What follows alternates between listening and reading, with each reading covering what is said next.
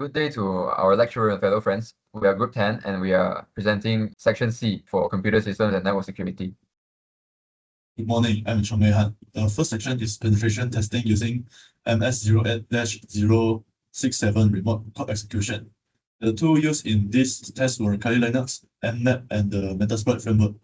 For the laboratory setting, the attacker was Kali Linux with the IP address 192.168.0.131. The victim was SSClamps XP01 with the IP address 192.168.0.130 under the shell domain. The method started by using Nmap to enumerate the SMB service. Next, I run the MS08-067 Metasploit module and verified the MetaPrinter connection. The purpose was to validate the risk of the legacy endpoint, confirm system-level privilege, and demonstrate credential hash exposure. As shown in the diagram, the exploit request will send through SMB port 445. A reverse MetaPrinter session was then established through port 4444. This provides system-level access and allow hashdump to retrieve NTLM password hash. The second section is exploiting the password using an FTP dictionary attack. The tools used were Nmap, Medusa, and the FTP client. The target was 192.168.0.130 on TCP port 21. The control dictionary contained 4 usernames and 6 passwords, creating 24 combinations. First, I used Nmap to confirm that TCP port 21 was open. Next, Medusa test the control username and password dictionary. Finally, I used the FTP client to verify the successful login manually. The purpose was to demonstrate weak credential risk, confirm unauthorized FTP access, and stop after verification. As shown in the diagram, Medusa found the username done with the password ABC123. The FTP server was returned 230 user done login, confirming that the credential work.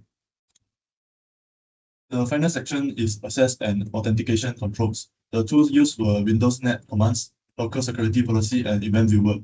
First, I changed the non-weak password. Next, I configure a minimum password length of 12 characters.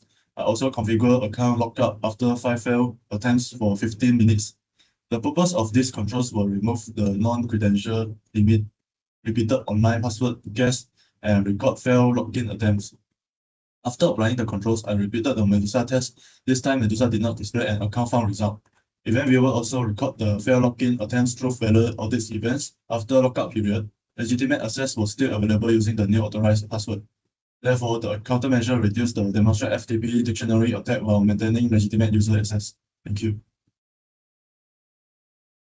This demonstration was conducted in an authorized isolated laboratory. Kali Linux is the attacker at 192.168.0.921, while the shell Windows XP victims is at 192.168.0.132. Nmap identified FTP on port 21 and SMB on port 445. This service was selected for further security testing. Using the MS08-067 Metasploit module, I obtained a MetaPrinter session.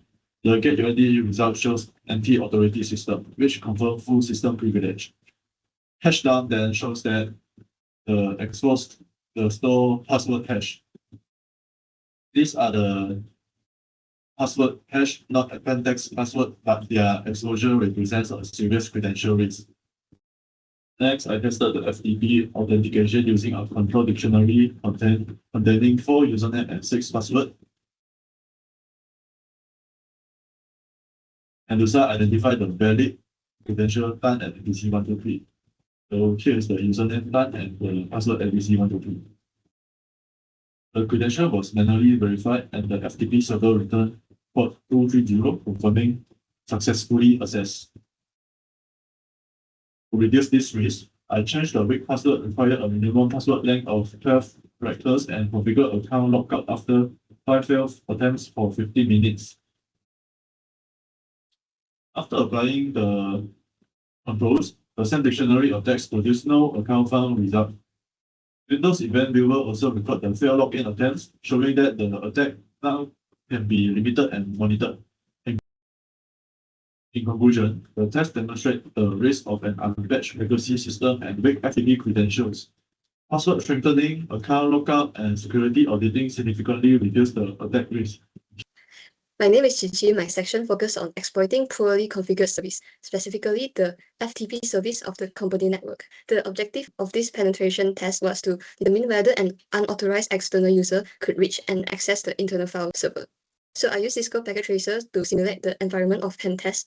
I perform 3 pen tests, which are baseline FTP access test, FTP authentication test, file operation permission test. For the result, user cannot access FTP service with anonymous identity or invalid account, and staff did not have permission to delete file, hence the action is rejected by the service. Next, let's move on to the baseline FTP access test. I assume that external user know the IP address of the file server. So this is the command prompt of the external PC. I ping the FTP service successfully, and I also try to access the FTP service.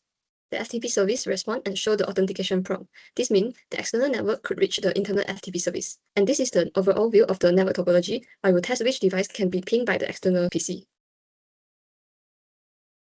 As you can see, the external PC is able to ping all the devices, which means there is no ACL set for the router in this network. Next, I will talk about the threats and vulnerability. So, the vulnerability is internal FTP service is exposed to the external network when it should only be accessible by authorized internal user. So, to perform vulnerability configuration, the attacker first performs network reconnaissance. After getting the local network configuration, attacker can investigate potential internal hosts. Attacker then tests the suspected file server at 192.168.7.10. The successful response confirms that internal file server is reachable from the external network. Attacker then browses to an internal web service to inspect valuable info. Attacker found an accessible password management page and it contains the credential used for the FTP service. Now, attacker can use the credential to authenticate to the FTP server. The authentication is successful, demonstrating that the exposed credential can be directly used to access the file server. Because of the stolen account has admin level permissions, the attacker is also able to perform operations such as listening, reading, writing, renaming, and deleting files. Now attacker has downloaded the file, and the file can be found here. Therefore, the attacker has successful to get the sensitive data of the company because multiple weaknesses are combined. First, the poor network level ACL allows the external PC to reach the internal network. Second, the password management page exposes the FTP credential. And finally, those credentials provide excessive file permission. This demonstrates how poor network access control combined with exposed credential can result in unauthorized access to organizational files. The threats might face with a poor internet network access control to an organization included privilege escalation and lateral movement, data exploitation, malware and ransomware spreading, insider threats, and bypassing security controls. I will continue with the countermeasure, which is access control of external traffic. To mitigate the identified vulnerability, I implemented extend access control list on router 0 and router 1. The security requirements are that external PC should only be able to access the web server, while the staff and admin PC should be able to access the internal file server. So I will separate the public service from the internal service by applying ACL on both router 0 and router 1. So first I created an extended access list named external access. So the first 2 rows allow the external network to access the web server using HTTP port 80 and HTTPS port 443. This prevents the external user from directly accessing the internal network. Lastly, the ACL is applied inbound on router 0's Gigabyte Ethernet 00 interface, which is where traffic from the external network enters the router. I also implemented a second layer of protection on router 1, specifically for the file server. This permits the staff network, which is VLAN 40, and the admin network, which is VLAN 60, to access the file server. The important rule is this deny statement. It blocks any other source from accessing the file server. Finally, I apply the ACL outbound on the router 1 Gigabyte Ethernet 01 interface, which is the path towards the internal file server. After implementing the ACL, I repeat the same test from the external PC. First, I ping to the staff PC. It replies the destination host unreachable. After that, I ping the admin PC and also return the message destination host unreachable. And lastly, I ping the file server. It also returns the destination host unreachable message. Because the traffic is coming from the external network, which is 192.168.1.0, so it matched the deny rule in the ACL list. So it will return the message destination host unreachable. Then I will try to access the web server. It receives the reply from the web server. So this confirms that the ACL is not blocking the public-facing web server. Next, I will demonstrate that the ACL does not prevent authorized internal user from accessing the file server. And this is the staff PC. I will connect it to the file server by using FTP. The connection is successful. So this confirms that the ACL blocks the external traffic without preventing authorized internal access. And that's all for the access control of external traffic. Thank you. My name is Lin, and my penetration testing is about ICMP flooding. So my environment is Oracle VirtualBox, which is the tool for this penetration testing.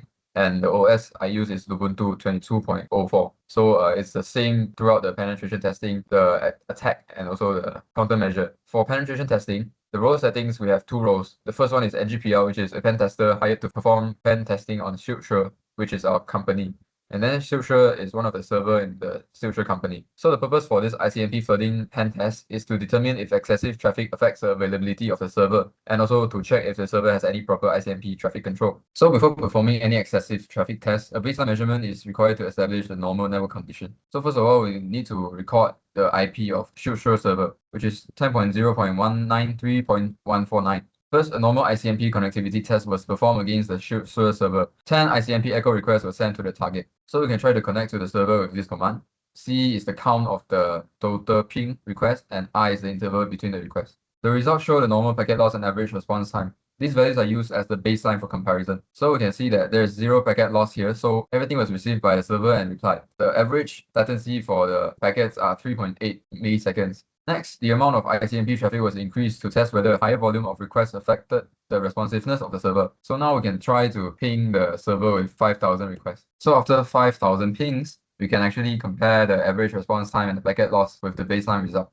The packet loss actually does not have any difference because everything is still accepted. The main difference is the average, slightly higher than the baseline. Based on the comparison between the normal and increased traffic test, the results indicate a potential availability related weakness involving insufficient control over excessive ICMP traffic. Because no matter whether it's 10 packets or 5,000, the server still receives all of them. After pen testing, we have to identify the potential threats and vulnerability, which is denial of service, DOS. So the role settings in this section is attacker, client, and still the server. For attacker, it is a malicious hacker that performs ICMP flooding on SecC, and the client is a legitimate client that tries to connect to SecC during the attack. The purpose of this attack is to show how ICMP flooding attack affects connection establishment of legitimate users to the server. So based on the penetration testing findings, the potential threat demonstrated is an ICMP flooding attack. Unlike the previous pen testing stage, which was intended to evaluate the server's response under increased traffic, this stage simulates an attacker deliberately generating excessive ICMP echo requests. So for the attacker, I'll try to ping the server with unlimited packets and with 0.1 second of interval.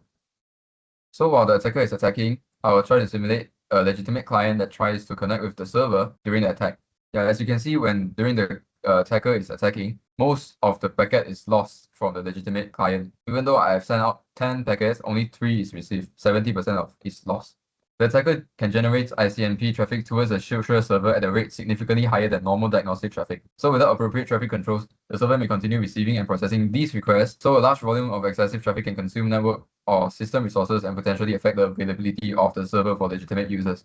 Therefore, the identified vulnerability is insufficient control over excessive ICMP traffic from an individual source. Last but not least, we have a security countermeasure, which is per source IP ICMP traffic rate limiting. We still have two roles here. NGPL is the pen tester hired to perform countermeasure regarding the vulnerability identified last section on SecC. And the purpose of this countermeasure is to show how ICMP traffic rate limiting helps to prevent excessive ICMP traffic from flooding the server. So to really mitigate this vulnerability, a per source IP rate limiting mechanism was implemented using the IP tables firewall and the hash limit module. The traffic rate is tracked separately according to the source IP address. So in this role, the hash limit mode srcip instructs the firewall to evaluate the traffic rate separately for each source IP address. The hash limit above 5-second condition identifies sources that exceed 5 ICMP echo requests per second, and the excessive packets matching this condition are dropped. This means that if the attacker exceeds the configured threshold, the excessive traffic from that attacker can be restricted independently from other legitimate users. Then the firewall rule and packet counters can then be checked using this command, which is sudo iptables l input b and n.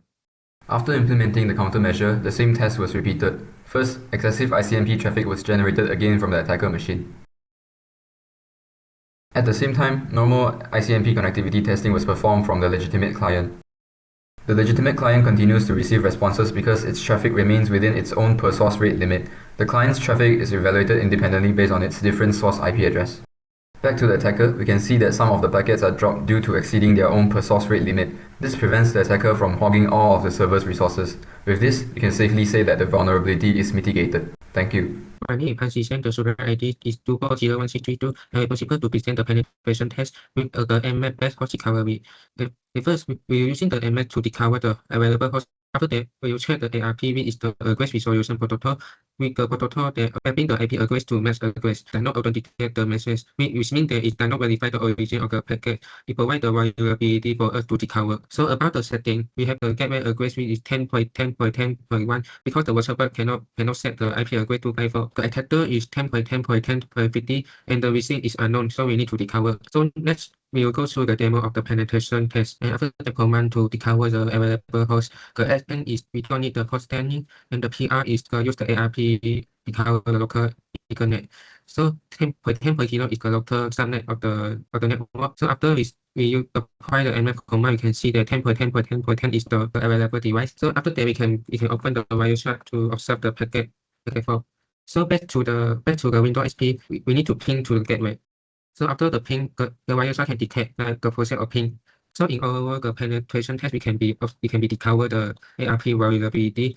Next, we will be proceed the string and vulnerability of the ARP proofing. Previously we discovered the ARP vulnerability, so we can conduct the ARP proofing by using the ARP proof command and the packet weight analysis by and TCP done to verify the result. By default, when the user want to ping the gateway, the packet will be directed to gateway. However, after the ARP proofing done, when the receiver want to send the packet, it will be go to the header first, and the header will be go to the router. Similar to the response, it will be go to the attacker first, and after that to the victim. The mechanism behind is the attacker already checked the ARP card table by force the mesh address of the attacker to victim, which means that inside the table already record the gateway of the router, but the mesh address of the router is based on the attacker mesh address. However, there are some limitations which is ARP moving cannot be decrypted the protected config which is HTTPS and SSH. So the setting is similar to previous one. So let's go through the demo of the ARP moving.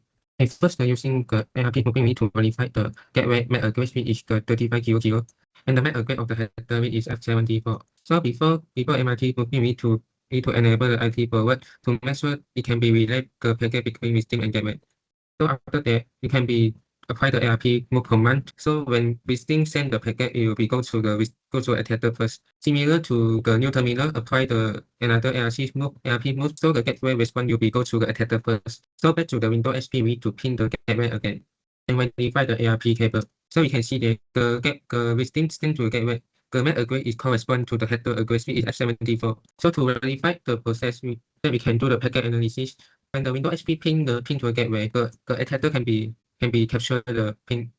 When we open the Wireshark, we can see that the ARP node is continue to post the MAC address. Windows XP ping to a gateway, it will be replied the wrong gateway. So we can see that the ARP moving can be capture the user activity. So it is very dangerous to risking that it can be exploit the confidential data. Next is about the security countermeasure to against the ARP moving. First, we will be do the DHCP moving and dynamic ARP inspection with DAI. We will be using the SecC packet trader 9.0 for demonstration because 6.0 it cannot support the specific command. We will use the specific command which is the DHCP moving command and ARP inspection command. The mechanism behind is the router we can do the DHCP process to assign the IP address to the device. At the same time, the router will be record the IP address into the DHCP binding cable for the user validation of the boot platform. At the same time, the switch is also responsible to compare the binding cable between the IP address and MAC address and the class interface. So every time the packet incoming, the switch will be check the origin of the packet. If it not exceed in the binding cable, it will be decode the packet. So this is the example of the DHCP moving binding cable.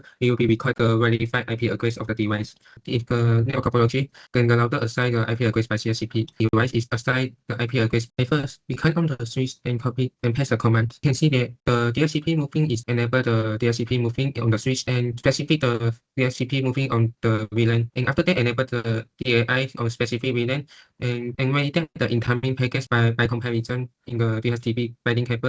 And also, we need to go through the interface gigabit connect to router to permit the DHCP moving binding and also allow the DAI validation. So we can share the binding in the router. The binding cable having the two device is assigned by the DHCP process. You already record the MSC MAC address, and also the switch can be checked in the DHCP binding cable. It also can be checked the available MAC address, MP address for user validation. The ARP inspection in specific VLAN, you can see that the MAC validation and destination IP address validation is enabled. When a following device send a packet, it will be check the validation and forward the packet. Now, with the header send the packet, it will be decode the packet. So it can be achieved the security configuration among the ARP requests.